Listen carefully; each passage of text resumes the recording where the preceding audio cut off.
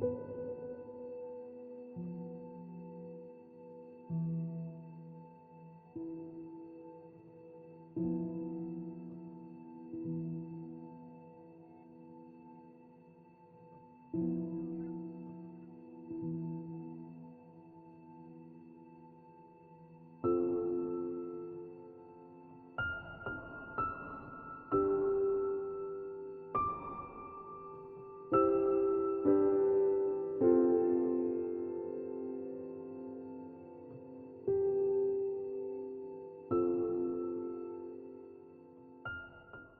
first question that Vicki gave me was, how did we start the Conflict Center? And it really started long before 1987. In 1975, I moved to Denver and taught in a barrio school on the near west side. My only real teaching experience in the sense of traditional classroom. I was a social studies and language arts teacher for middle school. And it was a hoot and a holler because they'd gotten rid of 2 teachers before they hired me, and I was a brand new teacher, no experience, just graduated from college at the ripe old age of 33, I think, 32, I don't know, and had moved to Colorado, and I was a single parent with 3 kids, so it was a whole new world for me, and then had these wild and woolly kids that had run out 2 teachers. So it was quite a thrill starting your teaching that way. But I absolutely loved it, and really had a good faculty to work with that really taught me how to teach. You know, in education school, you learn your subject matter and you learn all the theories of education, well, some of the theories of education, but you really don't learn to teach till you teach, and it's an experience that's humbling for every beginning teacher, and it was for me.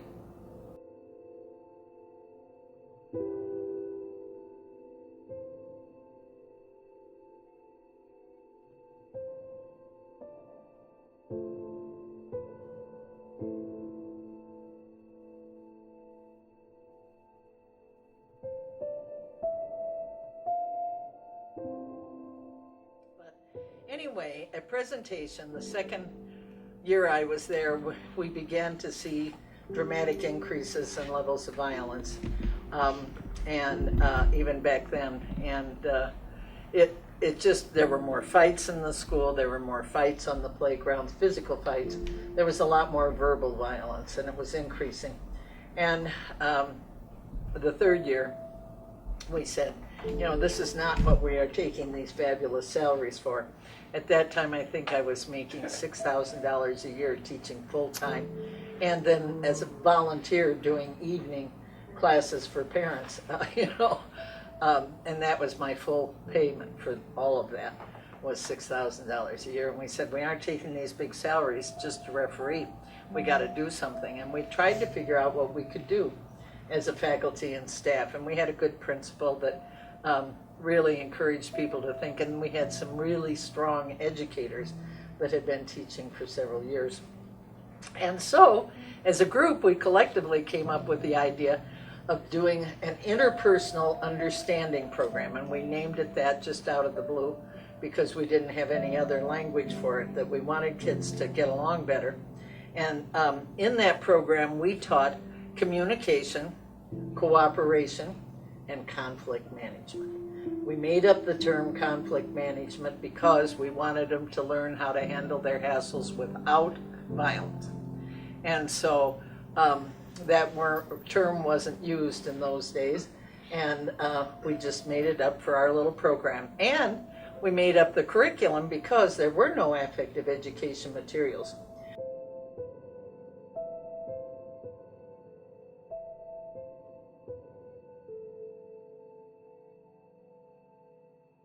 But the results were rather dramatic. In less than a semester's time, we had completely eliminated all physical fighting in that school and reduced the verbal fighting significantly. And after 2 years of the program, which there was no physical fighting, honest and true, it just didn't happen. Now, maybe it happened after school, or maybe it happened at the park, or yada yada. I'm not saying any of them grew wings. but there was no fighting in the school.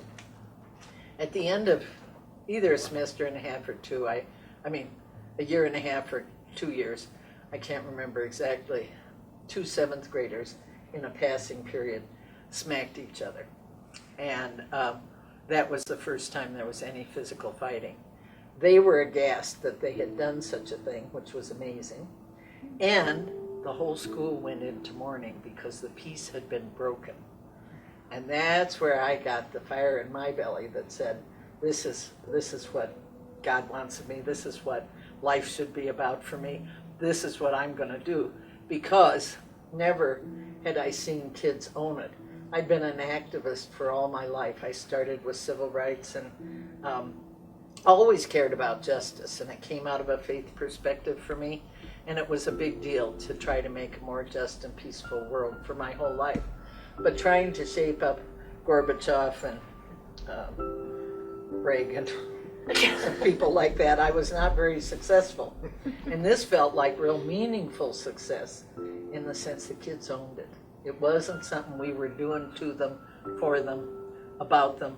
It was them owning this that made the huge difference and made me a believer for life, that this really is something that can work for everybody to bring about real peace.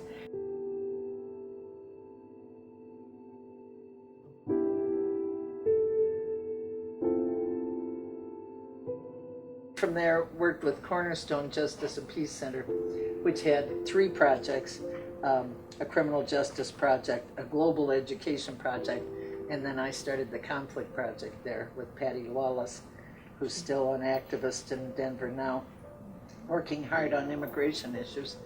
And until that went bankrupt and belly up, and then we started the conflict center.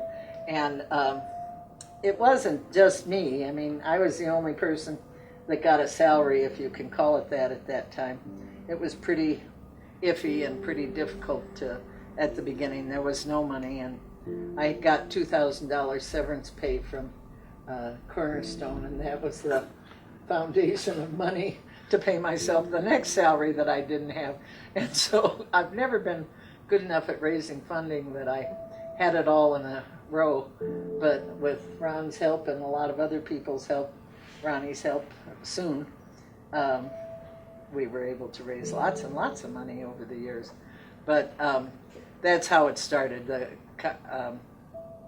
Cornerstone went bankrupt and closed, and I had a choice of going back to teaching or going forward with the conflict center, which had always been a dream to have such a place. And so, with a lot of fear and trepidation, it began.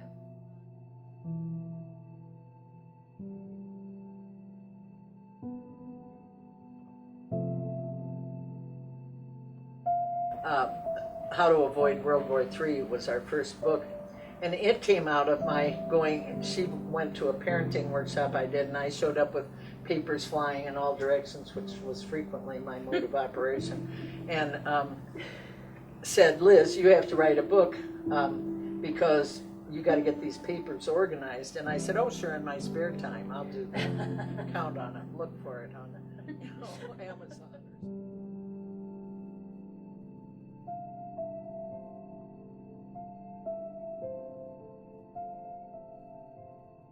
And, what I brought from presentation was a good reputation with educators, and then what I brought from Cornerstone was the justice stuff that connected it together, that peacemaking had to be the basis of justice, and or justice had to be the basis of peacemaking. It's hand in glove. And so there were some constituents that wanted work. Very few of them had any budget, but they wanted work. And so we started just doing, and always did free work, always did work for people that had no resources, and then tried to do enough paid to keep the place afloat. Our first budget for the year was $18,000. We didn't make it. We didn't make the second year either. But the third year we finally made our budget, which meant, there just was not any money. It had to be a leap of faith and enough money to scrap by. And then sometimes I did odd jobs just to make a little extra money, because I had 3 kids to take care of too, and so it wasn't just me. But that's how we began.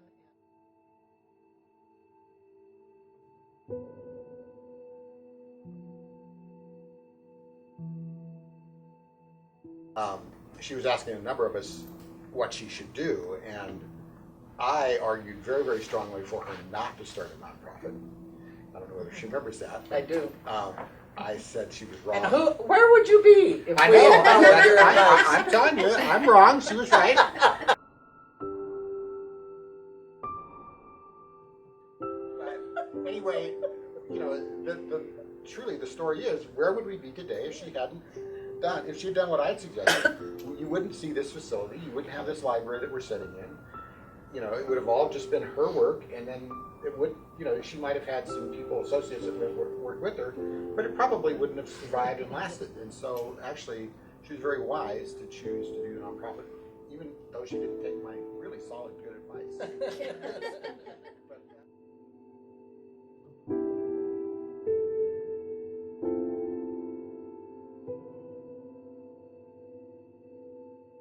she insisted, and the board went along with it, typical, that they base everything on a consensus model so that all the decisions, everybody had to agree to it. And if they didn't agree, they worked on it until everybody could agree.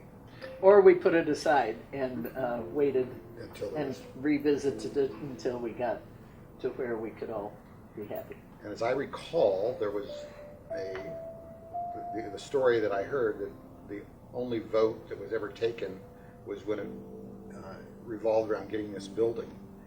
And they stood across the street here and debated whether to accept this building, because it was questioned whether it was a real asset or whether it was a asbestos-ridden liability. Which it was.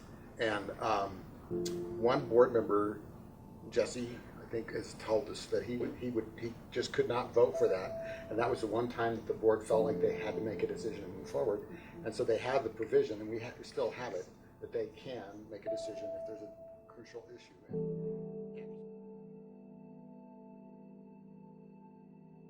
Well, when we really were passionate about it, we served 30,000 people one year. Wow. 30,000 people. And that's a lot of people with a staff of 14. And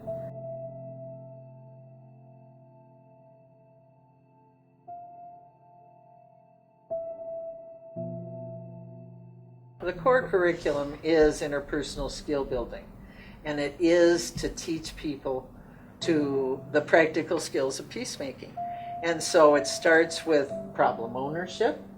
I mean, everybody that's in conflict owns a piece of the problem. If they aren't owning a piece of the problem, you aren't going to get a solution. So, you know, that's at the core. At the core is nobody's perfect, nobody has the one right answer. Together we can make better answers than we can individually, stuff like that. It's building good communication skills, and thinking outside the box. You know, if the first thing doesn't work, then you have to have number 2, number 3, number 4. A lot of people don't know how to brainstorm. Brainstorming is a critical skill to be able to problem solve, because oftentimes the first thing, even if it's a great idea, if it doesn't work, you got to try something else. And so being flexible and being able to think outside the box is important. Being able to problem solve, to see conflict as a problem, not to see it, the person as a problem, but the issue as a problem, the situation as a problem, and then to be able to dissect it and say, okay, we've tried this and this part worked, that part didn't, throw away that part. You know, we get so much ego in I'm right and you're wrong in our culture, I think, in the U.S., that we don't think enough about this part worked, that part didn't. It could be the greatest idea ever, but if it didn't work, we need to move on.